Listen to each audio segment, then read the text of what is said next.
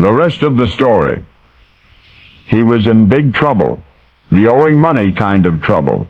In Baltimore, in those days, being in debt could get you arrested, and Ed was, and he was. As little as $5 of red ink on somebody else's books could send you to jail. Ed owed $80.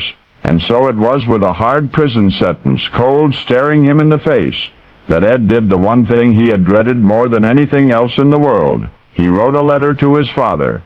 Well, it was his foster father, actually. Ed had been orphaned before he was 3, and the two had never been on particularly good terms.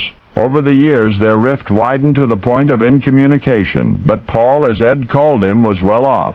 The money itself would not be missed should he offer it. It remained then in that bleak December for Ed to crash through the barriers of pride and prejudice with well-chosen words, if he were to avoid hearing the bells of New Year's through prison walls. It was in this spirit of contrition that Ed began his letter to Paul, quote, "I am sure you would not refuse to assist me if you were well aware of the distress I am in. How often you have relieved the distress of a perfect stranger in circumstances less urgent than mine. This was no mere request for a loan. This was an outright, unreserved, unabashed, bended knee plea." Ed goes on, quote, "If you wish me to humble myself before you, I am humble. Sickness and misfortune have left me not a shadow of pride." It was a desperate last resort. Ed had tried everything that he could think of to raise the necessary $80, and nothing had worked. Other family members, themselves poor, had petitioned Ed's foster father, assuring him that the young man was otherwise free of debt, that he had always been very kind to them, to the extent that his own poverty permitted. Well, the rest of the story is that Paul had indeed put hard feelings aside and actually written a letter of his own to a businessman in Baltimore instructing him to give Ed the money that he needed,